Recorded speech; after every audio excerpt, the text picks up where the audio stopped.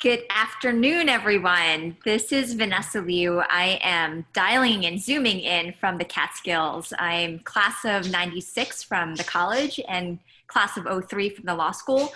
I'm so excited to be joined here today by a couple of fantastic alumni just to talk about careers. Just wanted to give you a little bit of background on the HAA, where I am the first vice president. And also just the importance of the alumni community, because I know that so many of you are joining from various parts of the alumni community. Like you probably heard about us from either a SIG or a club or your class or your different school. And this is really about being able to glean upon your alumni community over the coming years. This is like something that I keep on coming back to. So just as an anecdote, last week, I myself had a coffee chat with somebody in Hong Kong that I got connected to by an HBS friend. And so this is something that I keep on coming back over and over and over again to help me whenever I'm thinking about career changes and exploring. And so I really hope that you see this as the first of many types of opportunities. Just wanted to have a couple of things of housekeeping. So at the end of the webinar, you're going to have a link to a short survey in the chat, and we're also going to email it as well. Please share your thoughts. It's going to be really helpful for us as we develop more programming like this. And also you can reach out to any folks that you know at the HAA, and also I'm always available to be reached out to as well. And also please use the Q&A function to put in your questions, and so that our awesome panelists can answer these live. But without further ado, I wanted to go into the meat of the program because that's what you're all here for. So I'm really excited to introduce to you Ellen Reeves and John Bowman. So Ellen Reeves is a proud member of the college class of 1983 and of the ed school class of 1986. She's a career and workplace consultant and author of Can I Wear My Nose Ring to the Interview? Ellen also served as the HAA president from 2011 to 2012, and so excited to have her here today. She's has so many great advice and tips to share with you.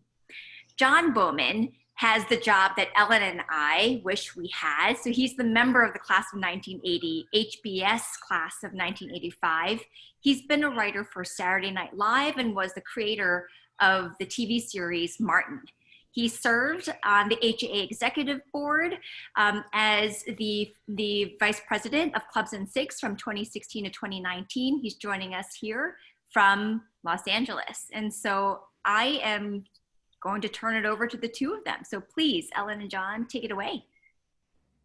Thanks. Hi, everybody. Glad you could make it. I just want to say first that this webinar is for recent grads and people changing their careers. But I want to begin specifically by addressing the recent class of 2020 and acknowledge what a horrible ordeal this pandemic has been for you. You suddenly left Harvard in March, just as you and your friends were about to celebrate your accomplishments over the past 4 years.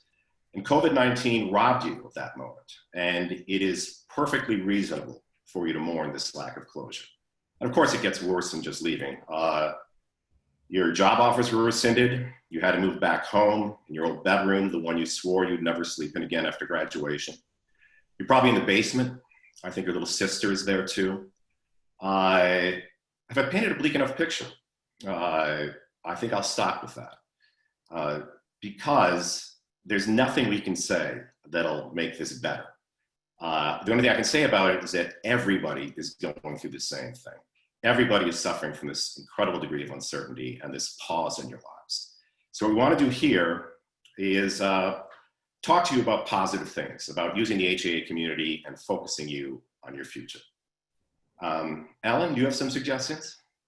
Well, I do think I have to say, as my mom always told me, this too shall pass. And I'm enough of a not a spring chicken to know that while this already feels like it's been forever, this is really just a blip in what we hope will be a long life. And the Harvard community is here to help. But what we find is that our own alumni do not know what kind of resources are available to them. So many of you sent in fantastic questions. We'll try to answer as many as we can. But it really showed me that people are not aware of what we already have. So we want to lead our Harvard horses to the water.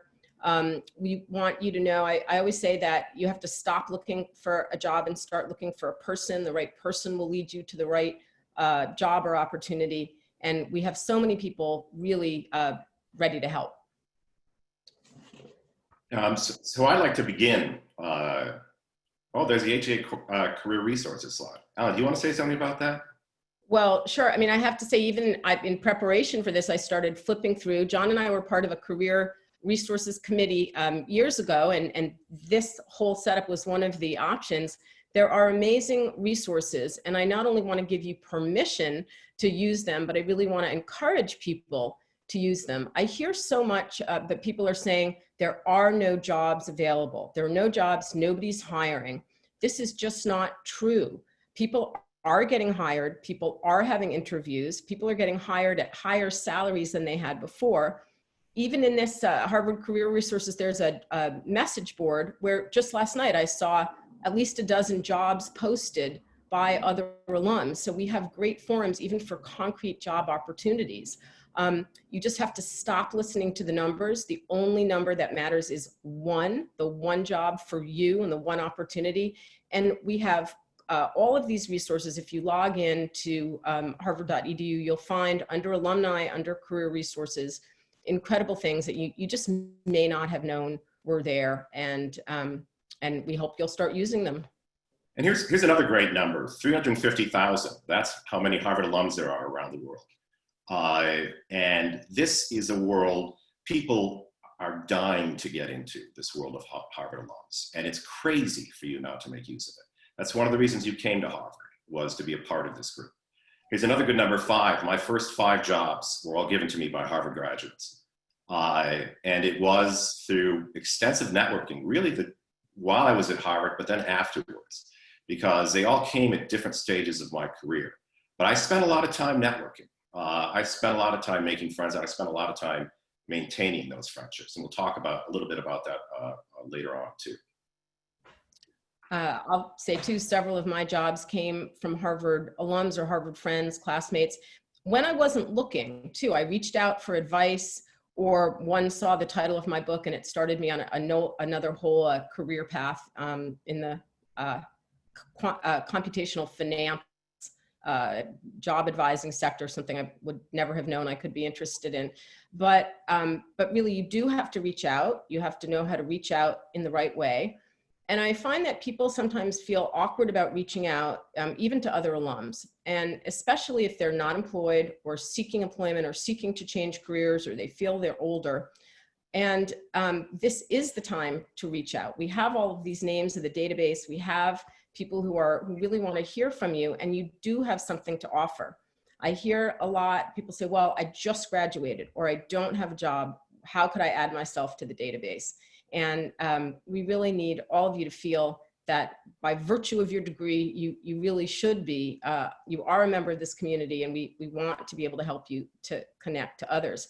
A Harvard degree won't give you immunity from COVID, but it does, again, offer you entrance into this incredible network. And so that's why, again, we're here to help you figure out how to use it. We have the OCS slide. Sorry? Should we talk about the OCS? Oh, yes, maybe we have. But I can talk about it briefly. OCS OCL. I used this when I was an undergraduate. It's and then it's available to undergraduates and people their first 5 years out. Now, it's a group of people who have grads, divided by careers or divided by geography, who have agreed to talk to anybody looking for a new job. It's incredibly useful. First of all, these are people who actually want to talk to you. They've signed up for this. They've volunteered to talk to you. So be sure to use it. But another thing that I'd like to talk about is how do you use this database. Only track down people whom you are truly interested in talking to. Make sure that you don't go fishing for information once you're talking to them. You have to have a very specific agenda of information that you want. And now's actually a good time to do this because a lot of us have free times on our hand, thanks to COVID. We're happy to talk to you, and we want to hear from you. So remember not every OCS, OCL thing is a job interview though. What you're doing, and I can't emphasize this enough, you have to build your resource network of Harvard alums. And just by getting to know people, talking to them, you're building industry knowledge and you're building alumni contacts, which in the future, hopefully will lead to jobs. Right. Now, one of the things I do want to remind people is the OCS resources are, some are specifically geared to recent grads and grads the first 5 years out. But some of their web resources are available to all alums. We're seeing a lot of questions about, can you post the links? All of this will be available to you after the webinar, and also it's also on the harvard.edu site under alumni, all kinds of school resources that are, some are available to everybody, some are more limited to the specific school, but you should check them out. I wanted to talk a little bit about how to structure your time. I think when we've had this vast amount of time, and this is not to say some people are working full time, people are taking care of families, some people are dealing, unfortunately, with COVID itself, but you can't job hunt 24 hours a day. And so I like to tell people, try to use the rule of 3. Break everything into 3s and start reaching out perhaps to 3 people a day. If that's too many, 3 people a week, if that's what you can handle, beginning, middle, and end. And divide things into manageable, tiny bites. So start thinking about 3 jobs you might like to have, 3 industries, 3 companies, and start pursuing those. Sometimes I find that people get paralyzed because they're afraid of committing when they don't know what they want, or they think they don't know. They freeze. I remember Martina Horner, the president of Radcliffe, saying at our freshman orientation, remember what it says on the jar of Hellman's mayonnaise, keep cool, but do not freeze. You've got to start somewhere. So the tangents of that occur when you start moving yourself along a path are what usually yield some kind of information, some data point. But if you don't reach out, we guarantee nothing will happen. And if you're worried about reaching out, one of my friends, Vicky, said, look, people are nervous to reach out. People are busy. They're dealing with all these things. Why would they be likely to answer? And if someone doesn't want to answer you, they just won't. You can reach out. Don't take it personally if they don't respond back. You could try one more time in a week or so. But if not, move on, pick some more names, try again, and really use the opportunity to connect with other Harvard alums as a chance to explore, especially if you're thinking about career changes or pivots. If you're thinking about new things, it just doesn't cost anything. And it's fun. It should be as much fun as it was to be sitting in dining halls, meeting other alums and just talking to them. We know it's not the same when it's not in person, but there are still wonderful connections to be made. And so, you know, we do want to talk about some, again, other tips about how to reach out. No, yeah, I'd just like to add that to inoculate yourself against rejection, because it's going to happen. You have to go into this a little bit coldly, and you can't take anything personally. It used to take me 100 letters to get 3 responses. But those 3 then would talk to me, and they were decent and kind and gave me good advice, and one of them led to a job. So it's a numbers game you're playing, and a contact game. You're trying to get the largest amount of people to read your resumes, and the only way you can do that is by sending a ton. The dumbest thing you can do is send a resume out and then wait for a week. You send out 100 and then you call them, and maybe 3 of them will get back to you. That's still 3 more than you had before. So just you know, don't take it personally, just do it. Well, I take a slightly different approach, John. So I'm just going to push back there, because for me, the numbers game is about really targeting people you absolutely want to hear back from. I think what happens is people send 100 resumes out, and they send them hurtling into what I call the black void of cyberspace. And then they get depressed because they don't hear back, or the people they hear back from are recruiters with jobs that they don't want. And I think I think it's easier for people to it's easier to get a job than to figure out what you want to do. And I think most people get jobs because they can get them, not necessarily because they want them. And my feeling about Harvard alums is if anyone in the world can write his or her own ticket, it's you. We have the network, you have the background, you have literally a world of people and resources who want to help. And so I advocate, again, a different approach of just really targeting specific people you want to talk to and trying to do it that way, not just sending resumes blindly, but using the network. For example, let's say you found a job somewhere on a message board or through LinkedIn or anywhere. I would immediately return to the Harvard network to try to find someone who had worked at that place. And especially someone asked a question about, oh, with COVID, people haven't updated their LinkedIn profiles and they don't know, I don't know if they still work there. For me, one of the best people to connect with is someone who used to work at a place, because they have no threat. You're not asking them directly for a job, which is still okay anyway, but they're still there. I mean, I worked at places, I'm still in contact with many of my colleagues. I'm happy to connect people to the places where I worked. So I think it's, I just want to say it's, look, different approaches and everybody takes a different approach and whatever works for you. Yeah, I used to, when I say set out 100 in a highly targeted group of people.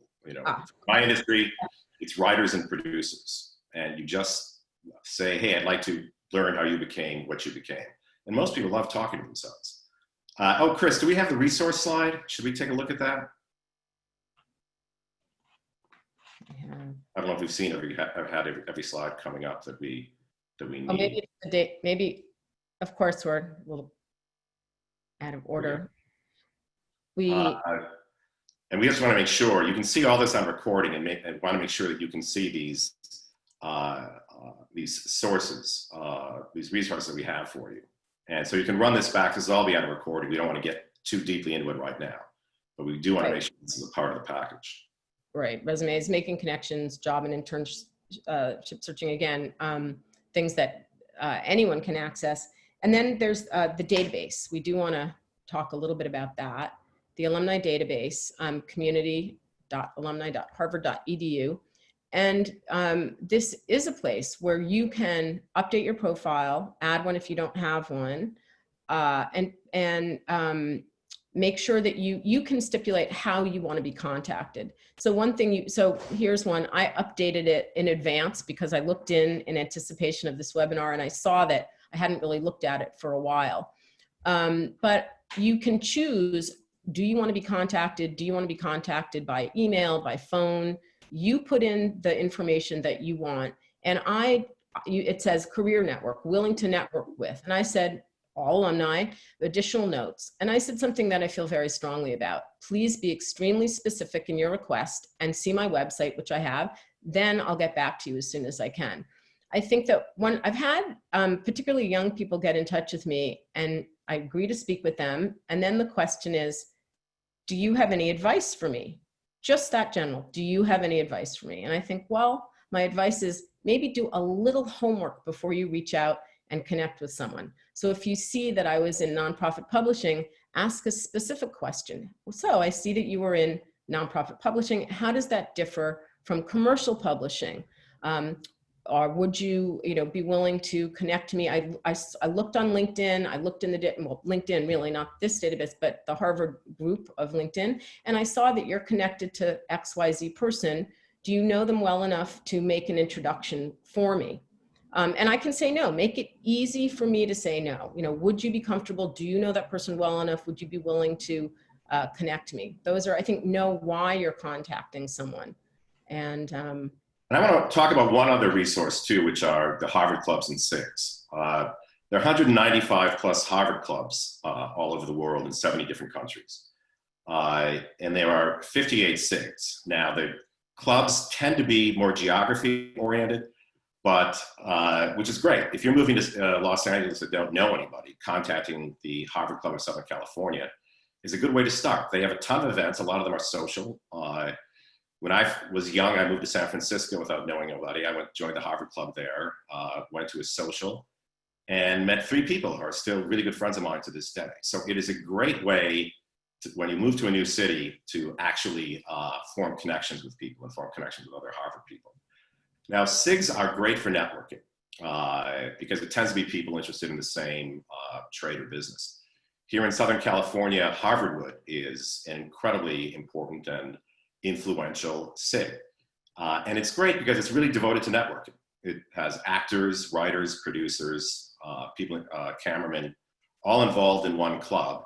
And in something like entertainment, which is very gig-oriented, you need a wide group of, you need a wide network to go from job to job, and Harvard supplies that. So there are a lot of other ones. There's a retailing SIG, finance SIG. They're in every profession, and I really recommend joining one in the field that you're interested in.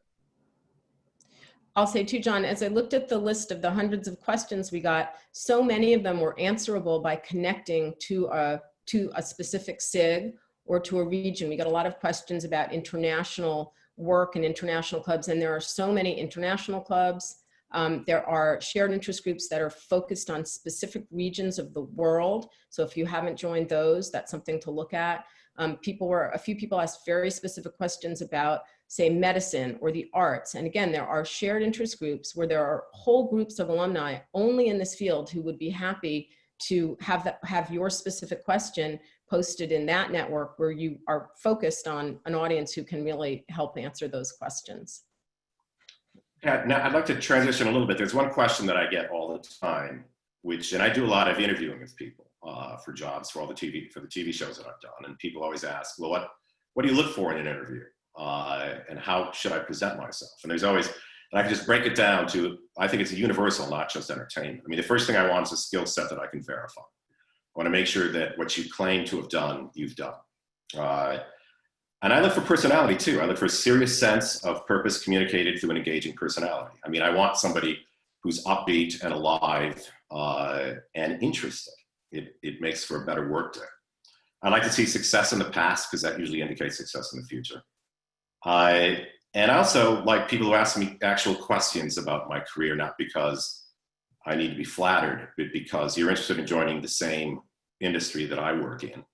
And I want to see you actually are interested in how you advance in it, because that is something that you don't know unless you ask other people. And it's always easy to get somebody to talk to themselves about themselves, and that's a good way to do it. When you're reaching out, I also like to say, again, a lot of our questions were about how do I connect? How should I connect? What's the etiquette? We'll certainly talk about Zoom etiquette after, but I say use yourself as a litmus test and use the golden rule of outreach, which is reach out to others the way you'd like others to reach out to you. So if you're respectful of their time, if you've done their homework, or your homework, if you know why you're reaching out and exactly what you want to ask, I think it helps. I know that there can be awkward pauses, awkward connections, but one of the tips that I use is to send a resume, is to create a resume exactly for that specific job or informational or exploratory interview, and ask the person to review it with you. And I think this does three things. First of all, it gives an agenda item for what could be a more amorphous call.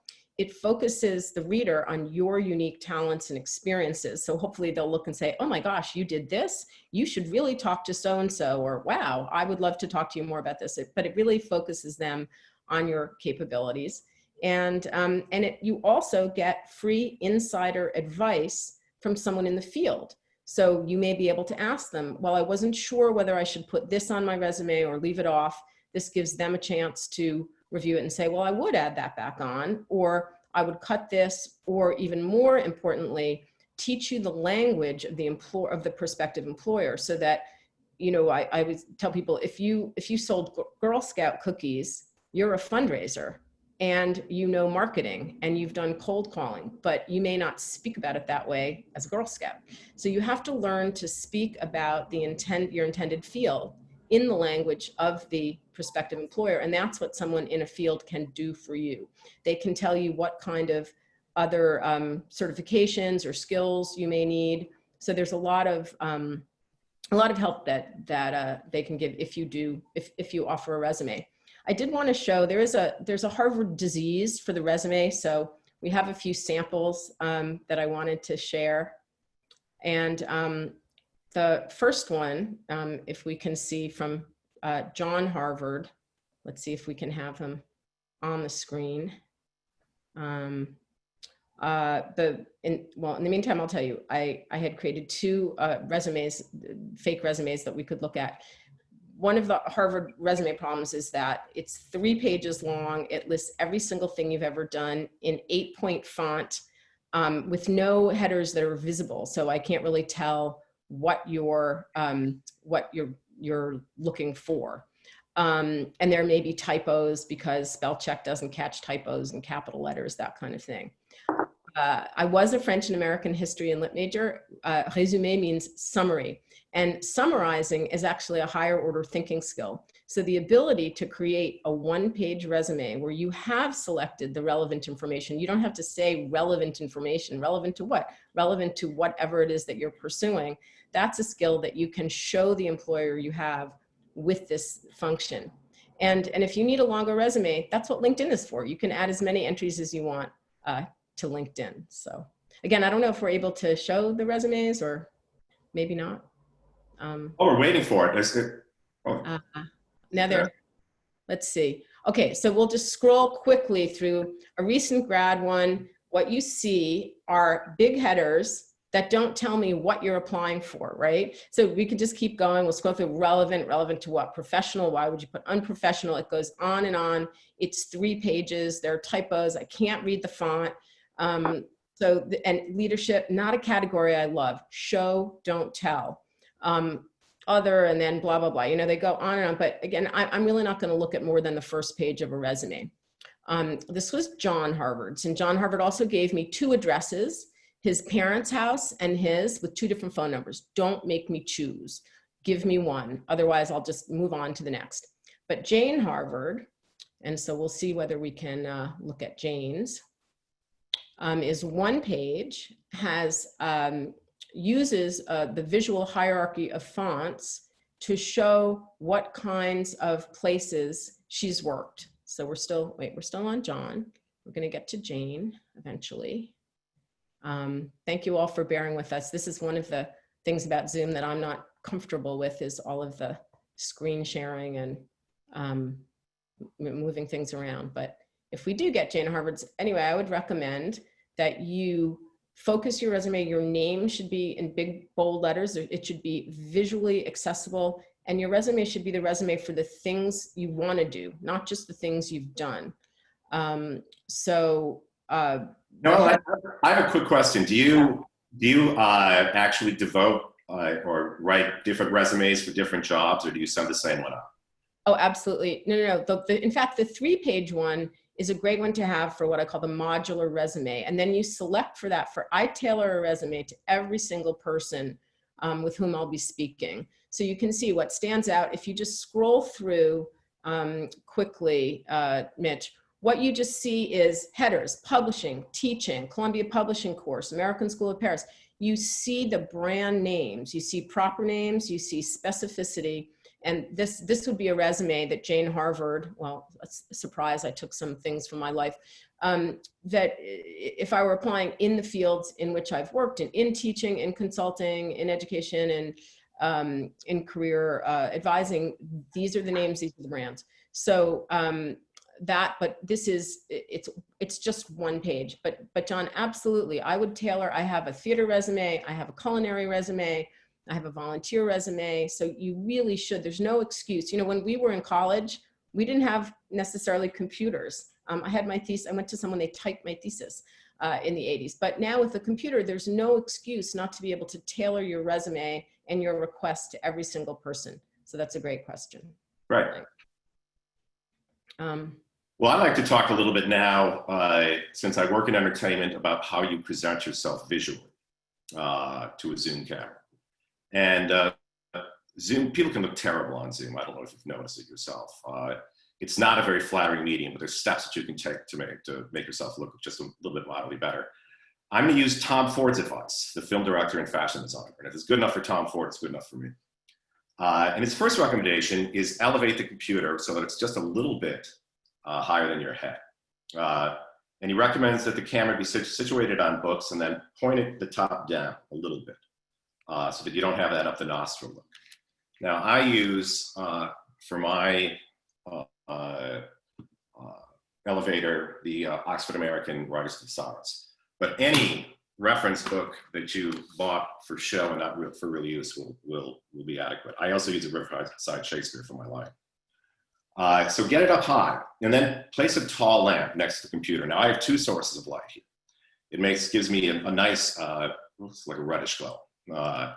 But it's important that you have the light pretty far behind you. If you have it right above you, you'll get what are called hot spots, which can be blinding. It's suddenly a little core of yellow coming out of you. And practice, before you get on a Zoom call, you can just play with height, play with lighting, see what happens if you move one light to some other place, how you look.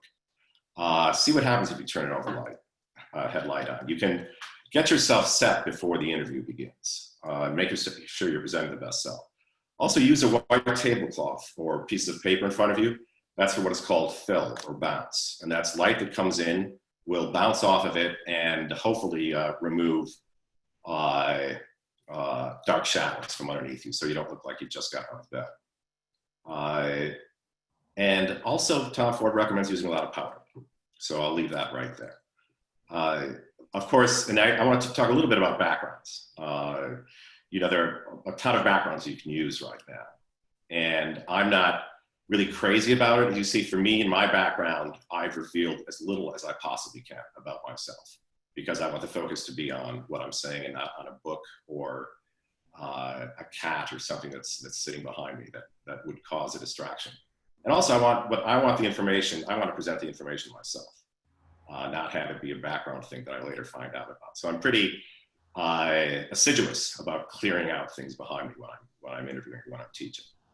But Alan, you have can we get that background for you? So yeah, I agree about that. As you can see, I cleared out even more.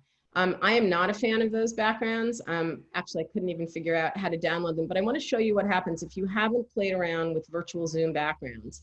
You can choose a background. Now here's one. Why would I put myself in outer space? So now I look like a space case, unless that's the industry I'm applying in. That could be cool.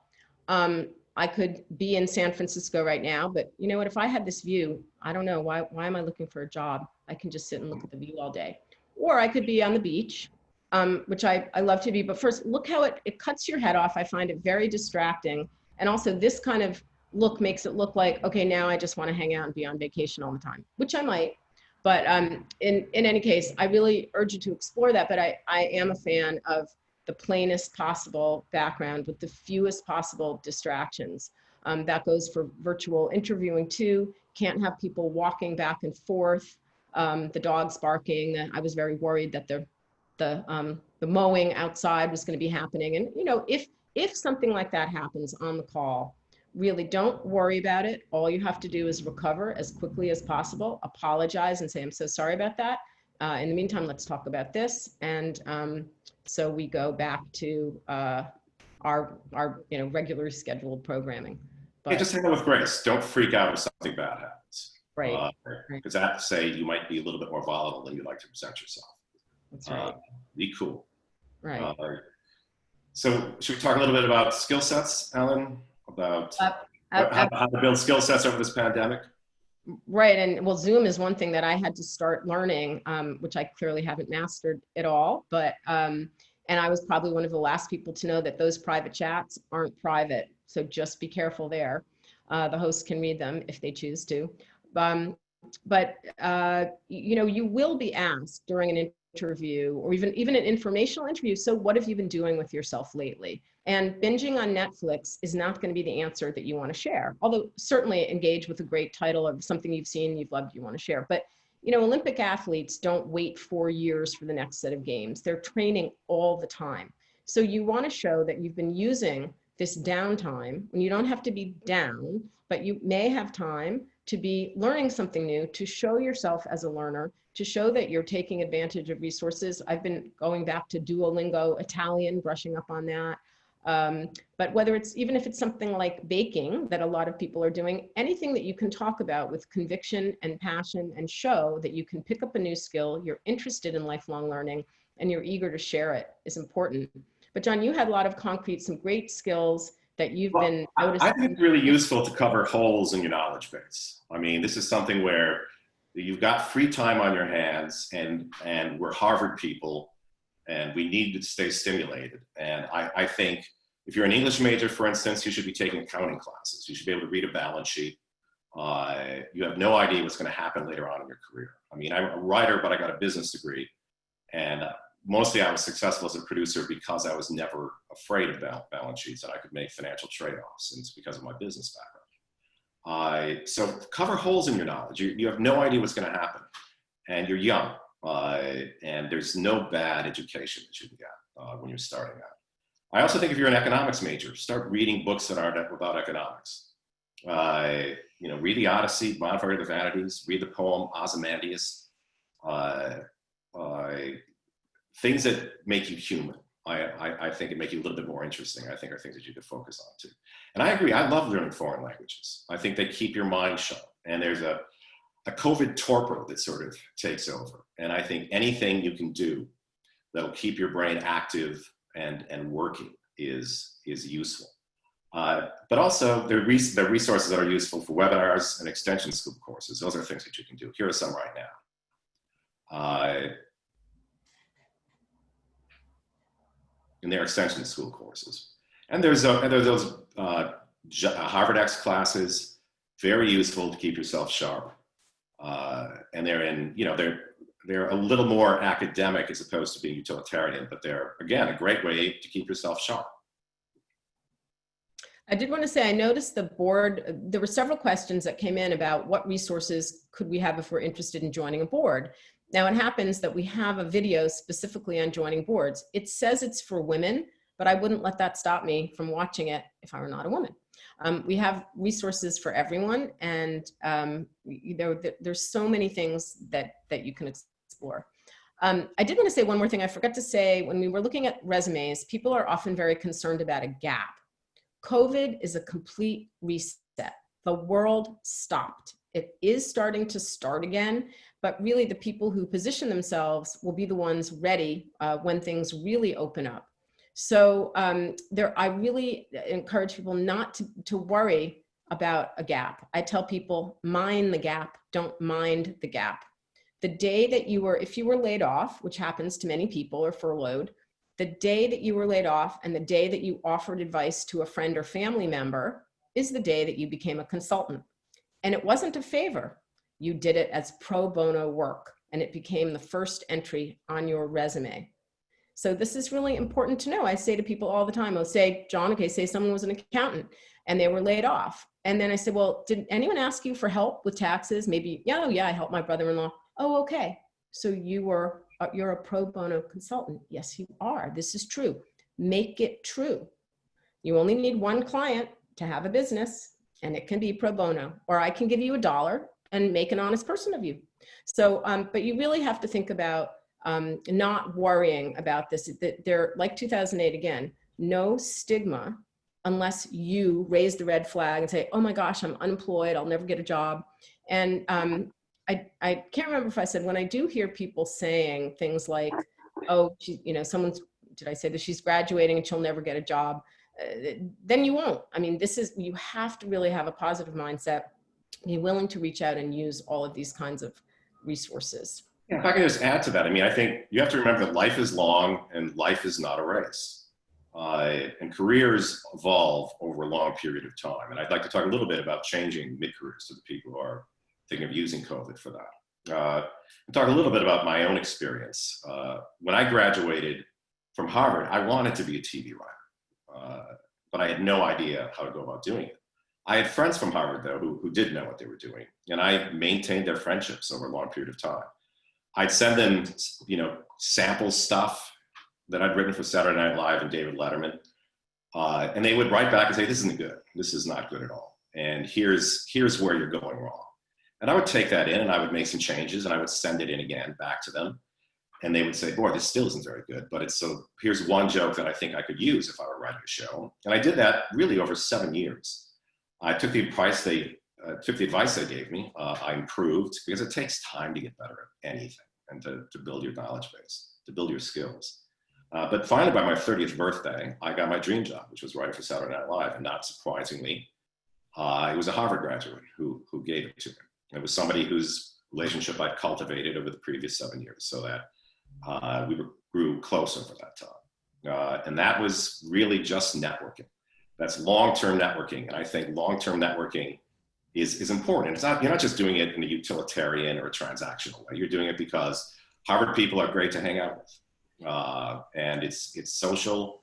And the people that I knew as an undergrad and in business school are still my friends to this day. I don't know if I value more for the career stuff they've given me or their friendship, but it only happens if you cultivate it. So start now. Stay with your friends, the people that you graduated with. You find you all rise together. And some of you go up and down at different rates. But at the end of the day, if you do it right, you'll all have each other's backs. So I'd like to just conclude with that. Cultivate your network of Harvard friends. Makes sense. I am seeing a couple of questions for older workers and older career switchers. And in the question section, we can talk more a little bit about that. But I can't say there aren't challenges, but the reality is for older people, you have the maturity, you have the experience, you come with a vast network of a lifetime of contacts. You are only of risk to an employer if you present yourself that way. So if you think about addressing the concerns that an older worker may have, are you in good health? Can you devote the time? You just have to present yourself as vigorous, ready to do the work, willing to be adaptable, and willing, if necessary, to start by doing things that may be beneath your level if you were a CEO and now you're not. But these are some of the things. I mean, I think people tend to wear their fear on their sleeve and again point the finger at all the deficits, and that's not really it. It has to be all can do. Now, for the young people, I say, look, I talk out of both sides of my mouth. If you're young, I say, here's the thing: you're malleable, you're an inexpensive hire. Don't tell your parents, but you're cheap. But if you're older, then I say, look, you have the experience, you have a different set of things that you bring to the table. And I have worked with people who even recently in their 60s and older are switching careers, are getting jobs, but they're doing it by reaching out, by connecting, by making sure that people know who they are. These are not just sending, again, a cold resume and hoping that someone will pick up their experience. No, it's done through this kind of intentional figuring out what you want to do, also creating an opportunity. Another thing that I'll say is that besides the teaching jobs that I had when I graduated, most of the things that I do now were jobs that didn't exist. I created them. I saw a niche, I saw a problem, or other people saw a niche and identified it. You need to identify, you'll hear this from other people, problems to solve.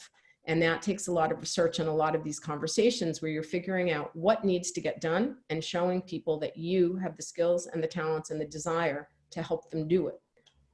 So. I think we're ready for some questions now. I think we are.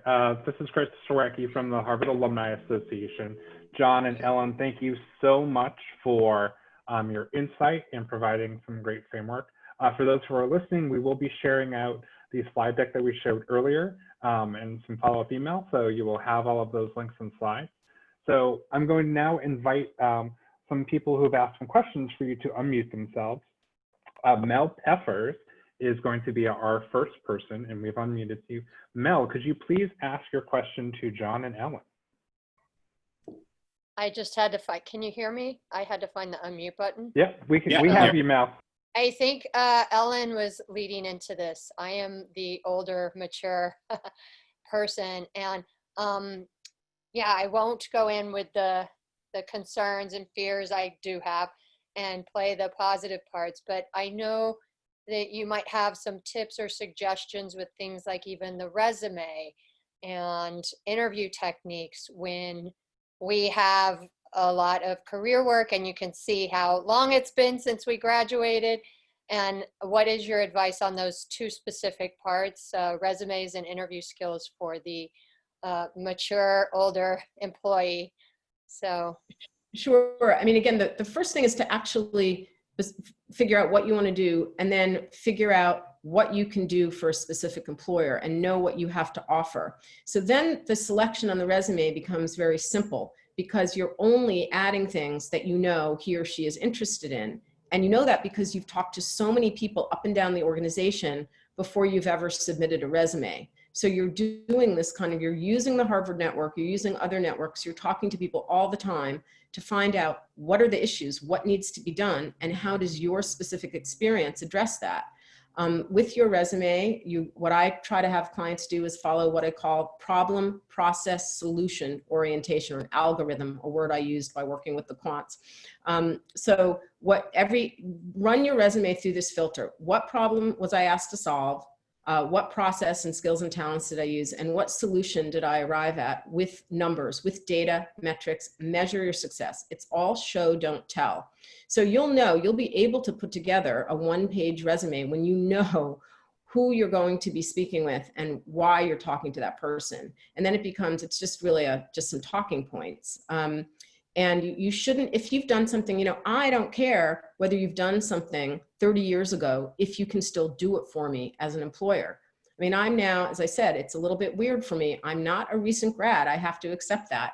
But I look back and I say, wow, look at all these things I did. I can still do them. It doesn't matter whether I did it in 1983. I still put my years on my resume.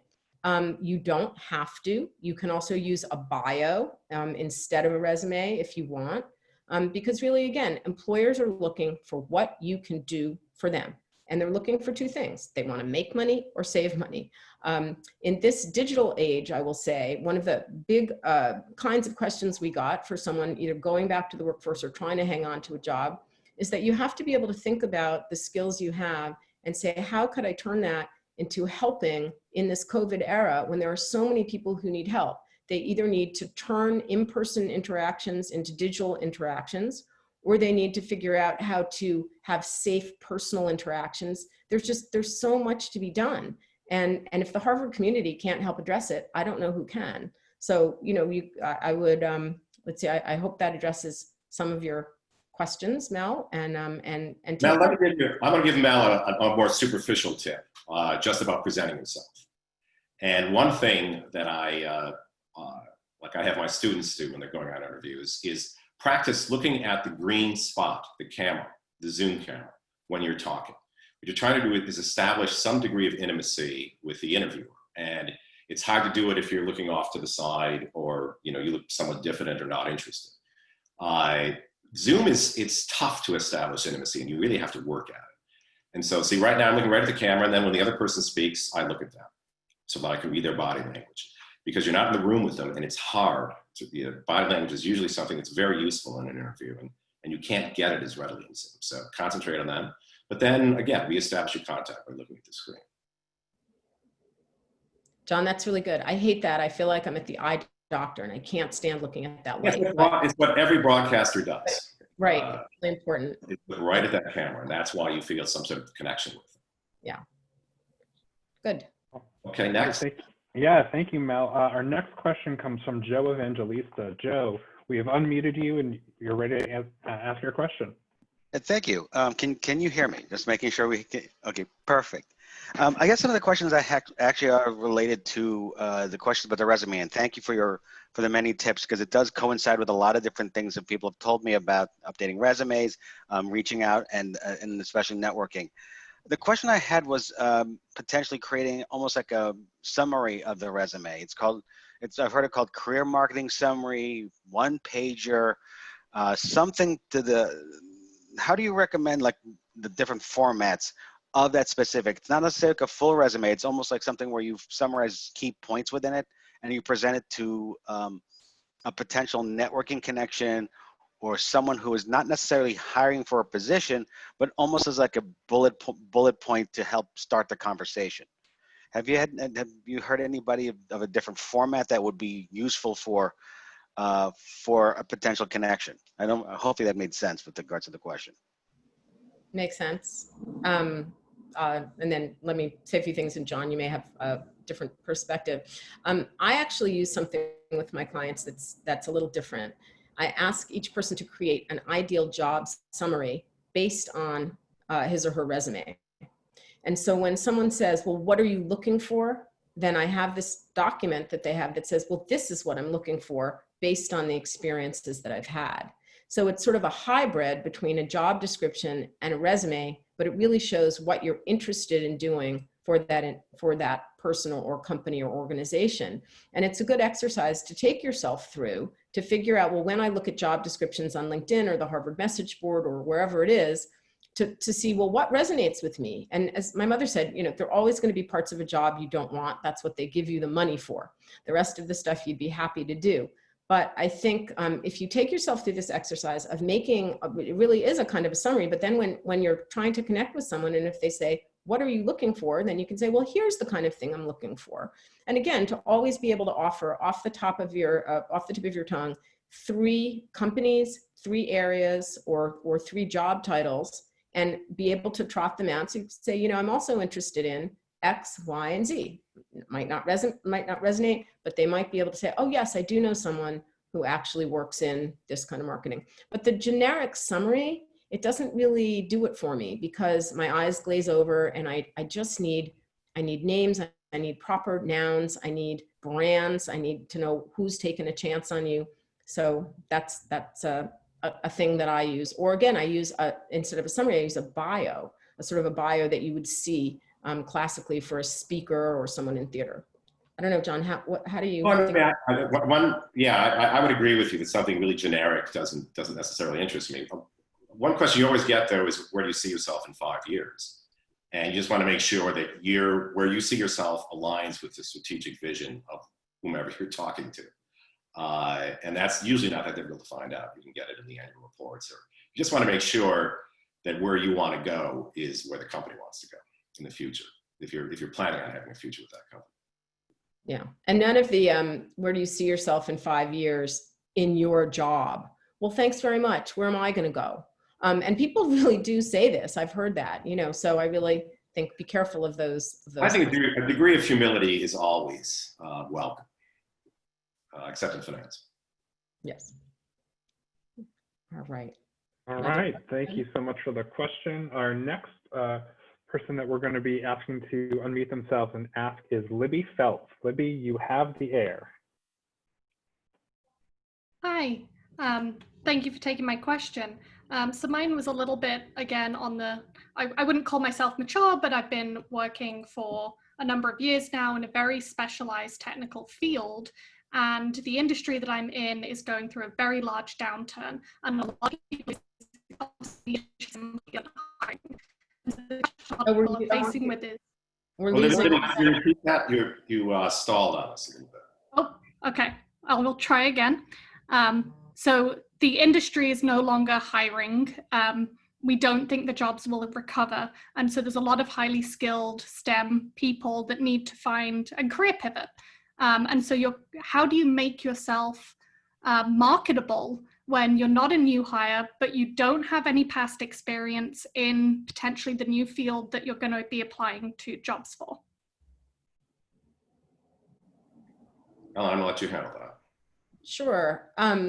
Thanks, John. No, I'd love to talk about this because this is, again, it's learning to talk about the new job that you want or the new field that you're going into in the language of the employer. So the first thing I would be doing is to be using, again, use the Harvard database, use the Harvard network, use Harvard LinkedIn, use any kind of network at your disposal to be finding people who already work in the industry in which you find yourself, to which you find yourself applying, and have easy conversations. And don't be afraid to say what you just said to us, which is, I'm making a transition. These are my skills. This is my resume. You're in the field. How would you recommend that I recast my resume to show the transferable skills that I have? So I'm often, for example, when I work at the Tandon School of Engineering at NYU, I'm working with career switchers often who are hard scientists and are going into computational finance. And they think they don't know how to create their narrative. And I say, well, wait a minute. I've learned that you use something called stochastic processes. I don't know what this is in this field. And now you have the same ones in the financial field, right? Or you used linear processes when you were doing chemical experiments, and now you're going to use them to predict volatility in the market. Oh, yes. Okay, you just need to do the work for the employer to be able to show that you do have the transferable skills. That, and when you're job hunting, nothing was bad. Even if you got laid off, if you hated it, if you were fired, nothing is bad. Things were good. This next opportunity is better. We have to be very positive and say, you know, you loved what you were doing before, even if you didn't love it, or, you know, it was fine, but now you're really excited about this new challenge and opportunity, and you're trying to get advice about how best to present yourself in this new field. You know, I just like to, you know, emphasize one thing is it's so useful to use your Harvard network before you get to that interview. And it's, the Harvard network is to get all these negatives out and to get informal advice and to talk to people who can, you know, in a low key, less pressured way, who can get you to this point where during the interview, you're going to be completely comfortable saying what you're saying because you've trotted out all the bad stuff and you've gotten feedback from it. So please, for God's sake, I can't say this enough. Use your Harvard network and don't stop using it. And build this group of friends. Right. And don't start at the top. I mean, when I have people make lists of people to whom they'd like to reach out, and I say start close. Start with a roommate you haven't talked to in years, but who would happily receive your call. And you could say, look, this is what I've been doing lately. What are you doing? Start with an easy, close network that feels comfortable. Widen the circle. Don't go too high up the food chain until you're really ready, until your materials have been refined by other people you've connected to, maybe in the database, who've reviewed your resume. And so you're able to say things like, well, when I was talking to so-and-so at this company or in this department, I learned blah, blah, blah. The more you talk to people, the more you'll have to say when you finally are ready to reach out to someone explicitly in a decision-making capacity, or you'll be able to really impress them with your knowledge of the field. And I will add the competition. I would never talk to someone without having found out who do they perceive as a competitor, and be able to talk about that, because that's something that really shows that you're already thinking as a member of the team of this organization, but that you're aware of the bigger picture. You know, remember this takes time too. It takes a long time. It took me 7 years, you know, to get to the job I really wanted. And during that, I was working at something else, but at night I was pursuing, you know, my dream job. But you can't pursue a dream by dreaming. You really have to do the hard, technical, brass tacks work every single day. So it's not going to happen overnight, but it will happen if you pursue it doggedly. We do. John and I were talking the other day about there is sort of a sense from some Harvard people that things should happen immediately, and that we have a little bit of a warped sense of timeline because there were things that we were able to do very quickly, but that, you know, maybe not to say that some things can't happen quickly with COVID, but that you do really have to be in it for the long haul. I'll say one quick word about that before the next question. There was a question that came in about, well, should you be holding out for a dream job, or should you be taking a job in an ancillary industry if you can't get what you want now?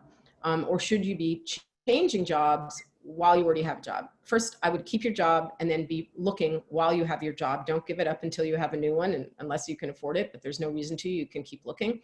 But it's okay to take, in my perspective, any kind of job in any field, as long as you know why you're taking it, that it is building a skill or building a part of a network that you need for the next thing that you know you want to do. So it makes it a lot easier, again, if that job is by intent and strategy and not just by default. Right, and also you have to be practical. You have to support yourself. I worked for PepsiCo. The day before I got my Saturday Night Live job, I was supposed to fly to Taiwan and find out why they weren't eating more Frito-Lays.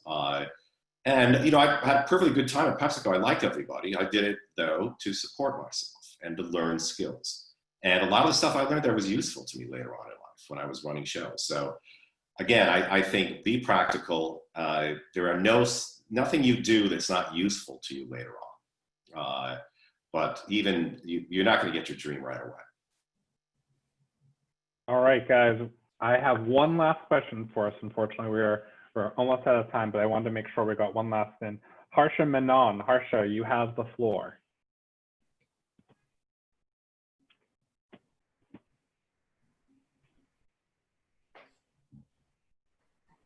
Okay. Well, we'll give her a second. If not, All right, let's move to David Clifton then. He'll be our last question. David Clifton.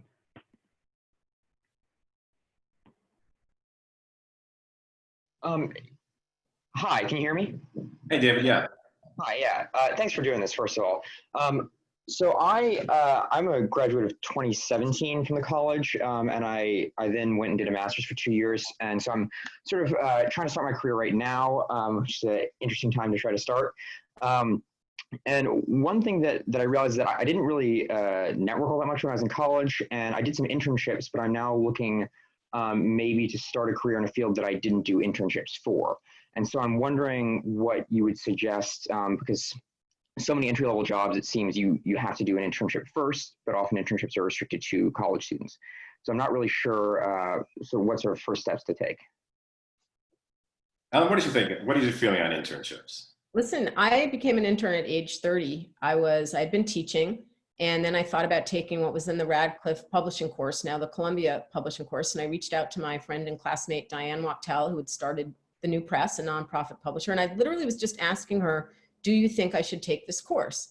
And the next thing I knew, she said, well, why don't you be our first education intern? You were a teacher. And I took that position. I thought it would be for 6 months, and 15 years later, I emerged executive editor. I'd been the education editor, just stayed.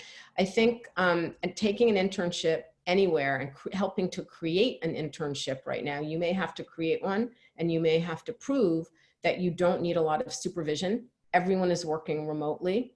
So if you can, again, look at an organization enough to say, I've noticed that you may need more help in this department, or, could I volunteer to do X, Y, and Z, and see whether this would turn into part-time or full-time employment or remote employment. But it's really, again, finding out what problems need to be solved that aren't getting done. And I think that using this network is a great way to start connecting with people who may have a project for you. An internship at any age is a great way to go. Yeah, no, I agree. I think internships are a great way to make contacts and also to prove yourself. Just believe in yourself. And it's good to have that humility of an intern, of, all right, I don't know anything. I'm going to try to learn everything. And I think that's really appreciated. I mean, all my children started as interns, and they all got jobs in the industry that they were interning at, ultimately paying jobs. So yeah, I think it's a very useful thing to do. You shouldn't feel bad about it. No. All right. Well, we are over time at this point. So I just wanted to take an opportunity to thank everyone for joining us today. And thank you, Vanessa, for providing our fantastic introduction, and for John and Ellen for leading us to this fascinating and amazing conversation around career networking and resources during this, unusual time that we're in. Do you guys have any last thoughts or remarks for us? My last remark is stay positive. This COVID is going to end at some point, and it's horribly frustrating because of the uncertainty, and it's difficult to plan. But just know that everybody is going through this. You're not alone in this. And forgive yourself a little bit. I mean, even Michelle Obama said she has a slight depression during this COVID-19, and if she can be depressed, so can the rest of us. But at the same time, don't succumb to that. Get out, increase your knowledge base. Start contacting people. We're all out here. We're all happy to talk to you. You can all write me or contact me at any time, and I'll be happy to sit down with you. So just don't get into a funk. Just start taking action. Likewise, John, I would say first, but besides, of course, wanting to thank Vanessa, Chris, Angela, Mitchell, Heather, everyone at the HAA who helped put this together, and John, because it was so much fun. This is the time. Take a few actions after this webinar. Look at some of the resources, add yourself to the database, or update your profile. Look at the virtual networking events. I saw there was one from the Central Club of Florida. They're doing one every month. And if your area doesn't have one, you could help set one up. Take the time to watch some of these career videos and things that we've put together. And I always like to say, God helps those who help themselves, but people help people who help them. And I hope that Harvard and the HAA can help you. Thanks.